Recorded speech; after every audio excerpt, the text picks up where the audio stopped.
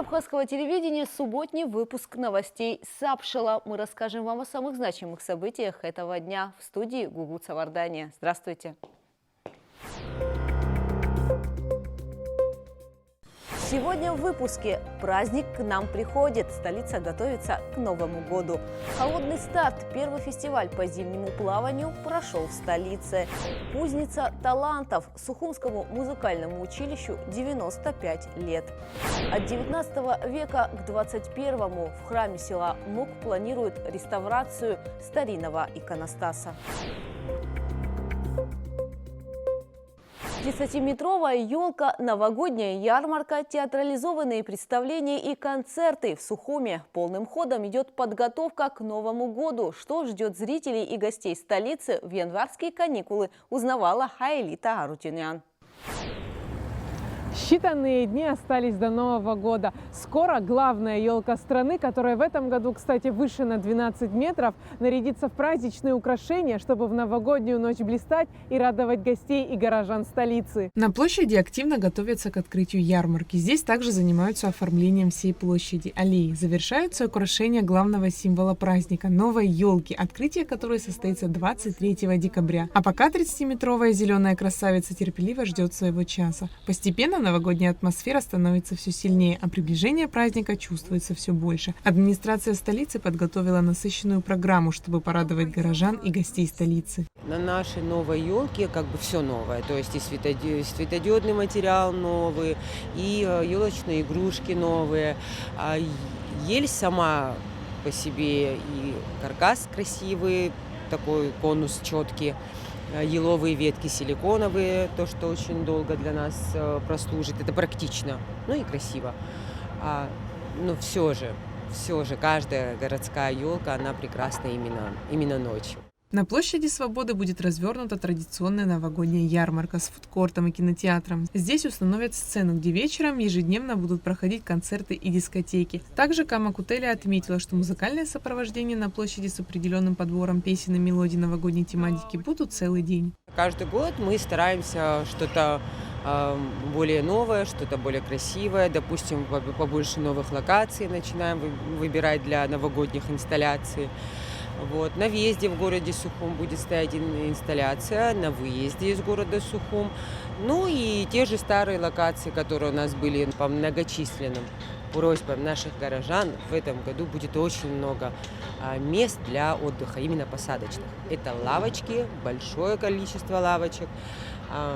И предприниматели тоже посодействовали для того, чтобы было побольше столиков, для того, чтобы можно было сидеть и вот там, не знаю, выпивать горячий шоколад и наслаждаться красотой, как говорится. 23 декабря в 5 часов вечера состоится торжественное открытие главной елки страны. Праздничный концерт, отличное настроение, подготовленный отделом культуры сюрприз ждут всех, кто посетит мероприятие. Отдел культуры готовит для нас какой-то сюрприз. Нетрадиционно в этом году будет зажигаться елка, вот это вот что-то новое, да.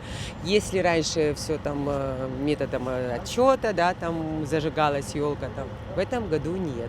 Даже мы не знаем, коллеги, да, Нала Николаевна не выдает нам этот секрет, но вот что-то загадочное зажжение елки в этом году будет. И в парке имени Тараса Шамба готовятся к Новому году. Устанавливают праздничные декорации, готовится новогодняя программа. Все делается для того, чтобы дети и взрослые надолго запомнили этот праздник Новый год. В парке Тараса Шамба, именующемся в народе как «Сказка», пройдут предновогодние музыкальные мероприятия для детей. Организатор – Управление образования города Сухум. Всех детей нашей столицы и всех гостей мы ждем в парке с 24 по 30 декабря всего года. 24 будет открытие в 17:00. Будут присутствовать аниматоры, которые будут развлекать детей. Предусматривается угощение горожан блинами, раздача подарков от Деда Мороза. Пользуясь случаем, хотелось бы передать всем нашим гражданам столицы и гостям новогоднего парка, чтобы бережное было отношение к тому имуществу, которое здесь будет выстраиваться, будет стоять на период праздников. За всем этим стоит не только доброе и праздничное отношение, любовь к делу, но и большой, тяжелый, кропотливый труд тех, кто создает эту красоту. С 25 по 30 декабря каждый день с 12 до 21 часа будут проходить разные развлекательные программы, театрализованные шоу и праздничные выступления. Учащиеся дошкольных учреждений, школ, творческих коллективов города представят свои программы. Чтобы создать особую атмосферу, парк украшают тематическими декорациями. В течение всех праздников будет организован творческий досуг, который будет располагаться по правую сторону от елки. Дети могут в течение дня выразить все свои творческие таланты, рисовать, лепить, заниматься квиллингом. Новогоднее мероприятие в парке «Сказка» первый раз. Обычно все мероприятия проходили у главной елки страны. На сегодняшний день глава администрации города Тимур Михайлович распорядился, чтобы праздники все распределились по паркам. Уникальное новогоднее представление с участием школьников города Сухум готовит и столичное управление образования. Режиссер постановки Гудиса Тодуа. Недавно проходил фестиваль школьный абхазских сказок, и мы решили, что, к сожалению, формат был такой камерный, не все смогли увидеть представление детей, и мы решили, что если есть такая уникальная возможность, как площадка, открытая площадка, парк сказкой и новогодняя такая вот вся атмосфера, новогодние мероприятия, мы решили все эти сказки перенести сюда. И есть новые сказки, которые еще никто не видел, можно сказать, будут премьеры абхазских сказок и в парке «Сказка». Во всех концертных программах участвуют Дед Мороз и Снегурочка. Также будут интерактивные игры и взаимодействие с детьми и публикой, что придаст еще большую новогоднюю атмосферу. Каждый день будут выступать коллективы из разных школ. Есть некое такой соревновательный характер, что каждая школа хочет лучше быть другой школой, можно сказать. Поэтому мы работаем уже на протяжении месяца, готовимся к встрече с нашей публикой, готовимся к этому новогоднему чуду, который ждут и взрослые, и дети. Поэтому будем рады вас всех видеть. В новогоднюю ночь после 12 часов жителей и гостей столицы ждет дискотека на площади Свободы и праздничный салют. Что касается новогодних представлений в парке «Сказка», то они продлятся до конца декабря. Айлита Аручнян, Эльдар Дамиров, Абхазское телевидение. Новобранцы Государственной службы охраны приняли присягу на верность Родине. Церемония прошла во дворе администрации президента Республики Абхазия. Новобранцы ГСО будут участвовать в мероприятиях на высшем уровне, нести почетный караул у комплекса правительственных зданий. Клятву на верность Родине прочитали новобранцы из разных районов страны. Все они с хорошей физической подготовкой, многие уже с высшим образованием. В церемонии присяги приняли участие начальник штаба ГСО Алхас Жиба, командир отдельной роты ГСО Рашид Таркил. Церемония завершилась торжественным маршем личного состава. Сара, Гиндия, Давид, Венурифа, Годура, Утулбаз, Войт, Сапсадги, Обснехан, Карра, Гуп, Сыкава, Шазыху, Истолбо, Пуя Конституция, Закон, Фипсис, Кайрау, Сышлыхнуку, Шаха, Пахва, Дайшина, Сакзу, Арат, Каракой, Арпуза, Шоя, Хабачой, Рыцаква, Истолбо, Сырат, Уапчай, Шахногой, Шина, Сакзу, Сывила, Ресипсадги, Обснехан, Карра, Хаквикля, Хепшимри, а Конституция, Шаговичи, Хацарава, Шисахчу.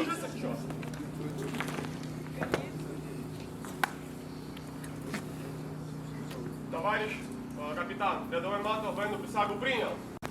Товарищ майор, рядовой Гиндия военную присягу принял. Поздравляю вас. Ставьте в строй. Есть. Сапсад Гевахчара Сазахил. Сапсад Гевахчара Сазахил. Гевахчара Сазахил. Рядовой Цушка. Я. Есть.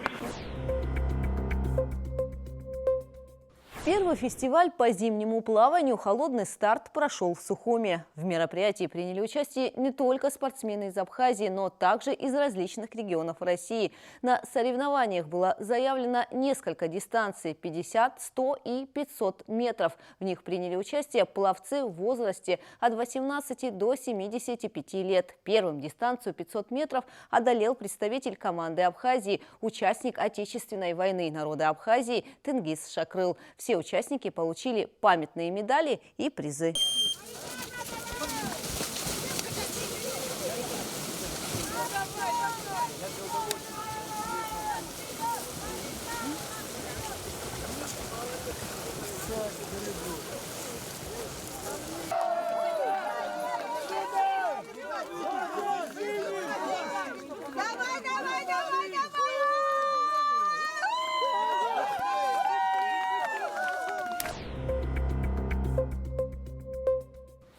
Сухумскому государственному музыкальному училищу исполнилось 95 лет. Внушительная дата, ведь мелодии в его стенах звучат почти век. Сегодня в учреждении обучаются около 160 человек и преподают 49 педагогов. Каждый из них предан своему делу. Творческий коллектив решил отпраздновать не только юбилей, но и предстоящий Новый год, кстати, в котором его ждут положительные изменения. Сухумскому государственному музыкальному училищу исполнилось 95 лет. Именно здесь стали формироваться первые национальные музыкальные коллективы. За это время отсюда вышло множество выдающихся деятелей искусства. И сегодня учреждение продолжает воспитывать таланты.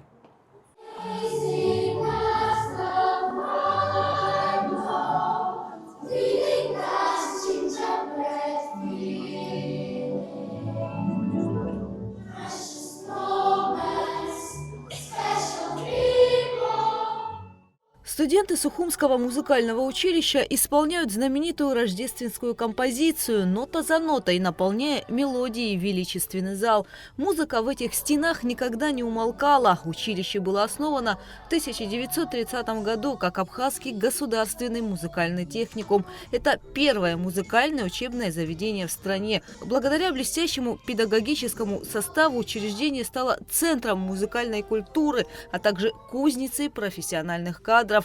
Когда композитор и пианист Константин Ковач выступил с идеей создания в Абхазии музыкального училища, его инициативу поддержал Нестор Лакоба, первый руководитель послереволюционной Абхазии.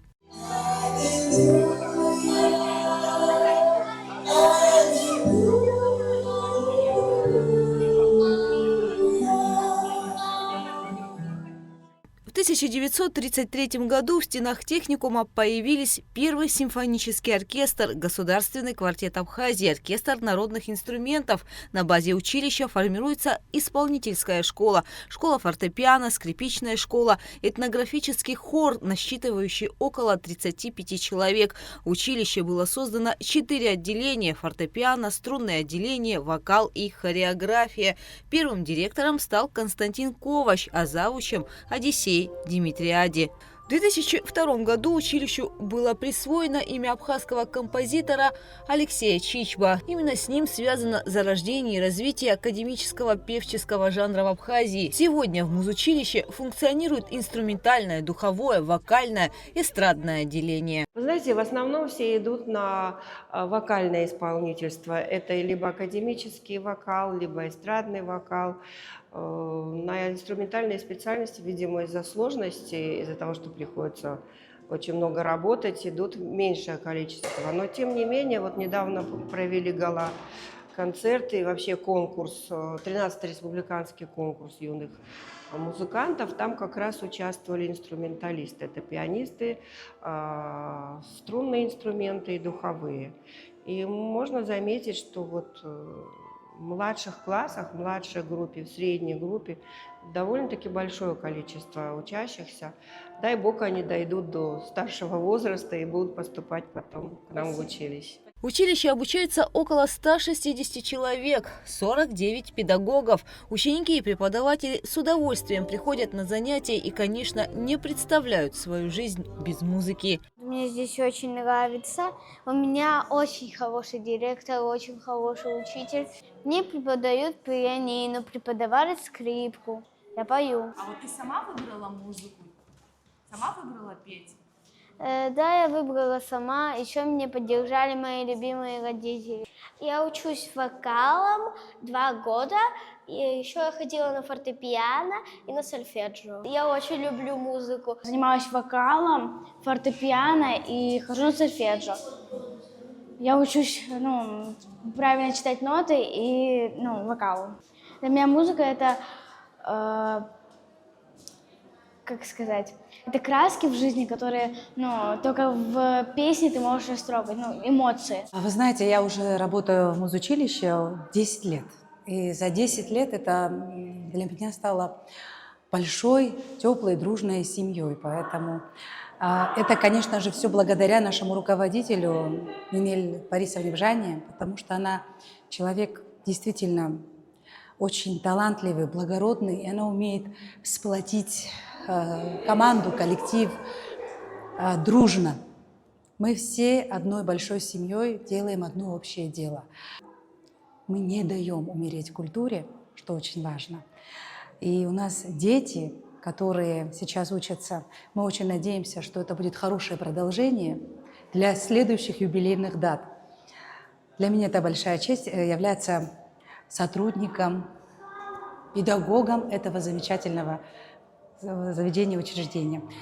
С Новым годом, с юбилейной датой, любимое музыкальное училище «Чаном Села». К 95-летию учащиеся и педагоги училища подготовили яркие музыкальные номера. Празднуют не только юбилей, но и Новый год. В программе выступления хора, юных вокалистов, вальс и зажигательная ча-ча-ча.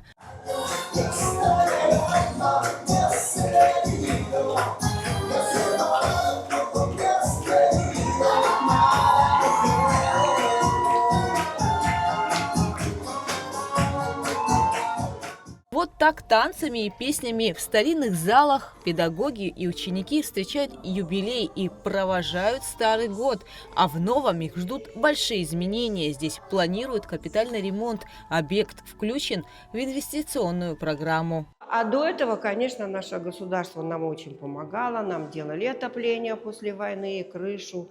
И у нас появилась наконец-таки возможность сидеть в теплых классах. Нам отремонтировали частично первый этаж, который был в ужасно аварийном состоянии. Помимо этого еще у нас были спонсоры. Вот вы видели замечательную дверь. Ее не реставрировал, а по старым эскизам сделал Саша Шо, чему мы бесконечно благодарны. Сухумское музыкальное училище стало альма-матером для многих выдающихся деятелей искусства. И сегодня свечи на праздничном торте задувает младшее поколение, а старшее рядом и делает все для того, чтобы воспитать и продолжить плеяду выдающихся личностей. Наше будущее.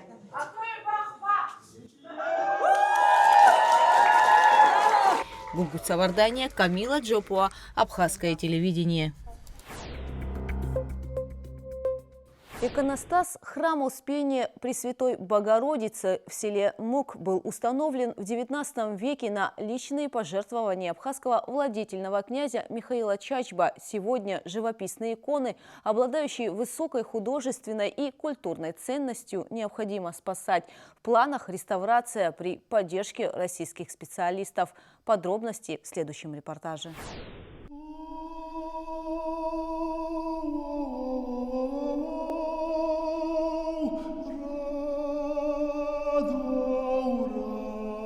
Более 1000 лет в храме Успения Пресвятой Богородицы не смолкает звучание молитвы. В старинном здании множество культурных, художественных, православных ценностей, которые сохранились по сей день. Одна из них – старинный иконостас. Он был установлен в 1858 году на личные пожертвования абхазского владетельного князя Михаила Чачба. Сегодня иконостас нуждается в реставрации, которая планируется при поддержке российских специалистов.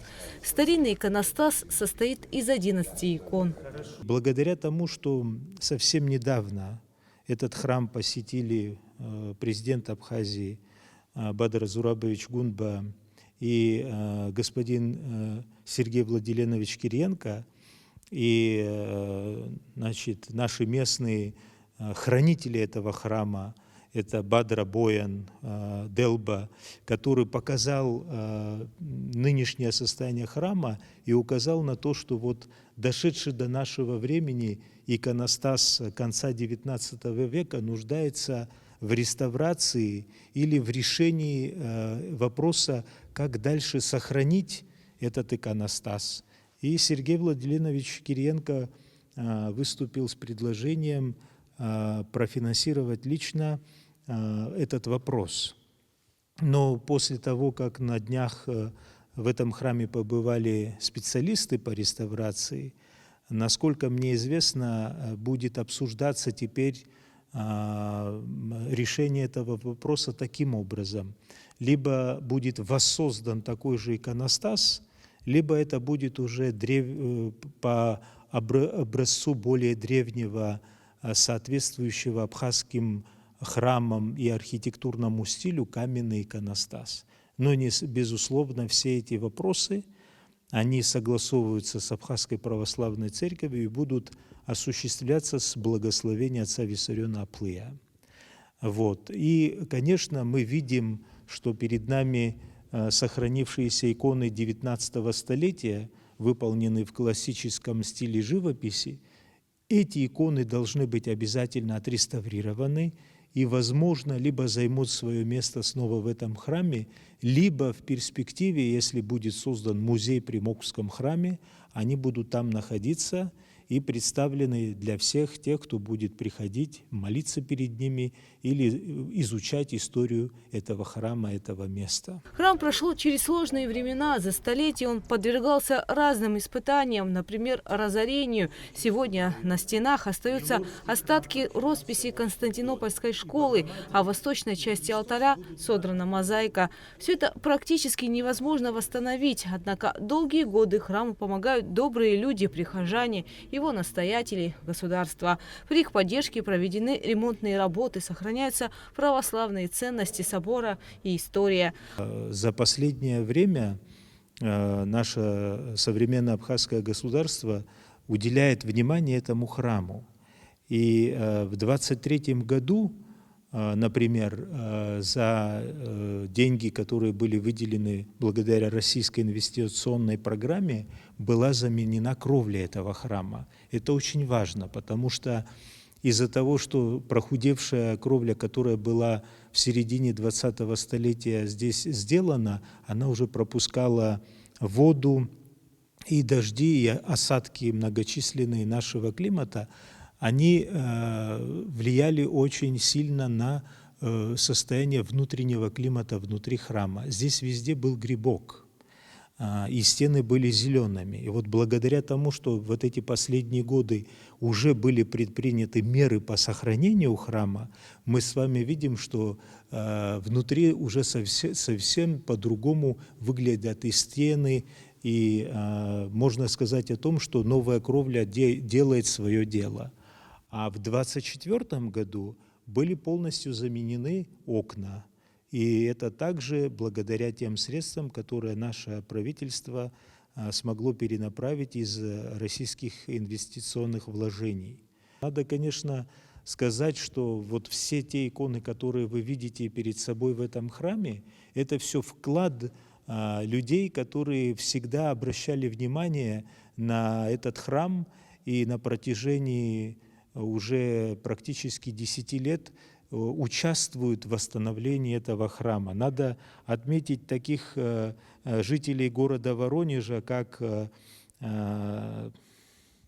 Рябых Инна и Фадеева Нина, которые по просьбе и Бояна Делба, и вообще по собственному велению сердца всегда все необходимые иконы для храма приобретали и привозили сюда и дарили в качестве своего пожертвования. Но, безусловно, и такие лица, как Бела Хасая, Роман Тарба, семья Перцхелия, также жертвовали сюда иконы, которые вот присутствуют здесь внутри храма, находятся здесь. Ну и надо сказать, что по территории Мокского храма заботятся об этом месте, высаживают цветы, деревья, благоукрашают территорию. Это лично настоятель этого храма отец Матфей Тышба и его помощник Бадра, а в крещении Боян Делба. Мокский собор является единственным крестовокупольным пятинефным храмом Абхазии, завершающим развитие раннесредневекового церковного зодчества на этой территории. Он построен в X веке абхазским царем Леоном III. В XII веке был украшен фресками. До XVII века здесь размещалась кафедра мокских епископов. Собор стал усыпальницей для представителей рода Чачба Шервашидзе, которые поддерживали храм. Мокский собор является одним из выдающихся памятников архитектуры всего Кавказа, и его двери всегда на протяжении столетий открыты для прихожан.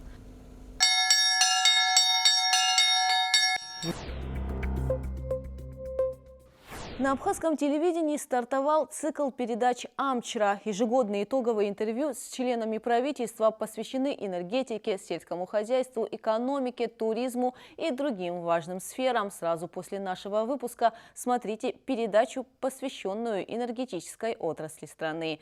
Чего удалось достигнуть в уходящем 2025 и какие планы в 2026? Обо всем в эксклюзивном интервью с министром энергетики Баталом Мушпа. На этом наш выпуск завершен. Всего доброго. Оставайтесь на канале Абхазского телевидения.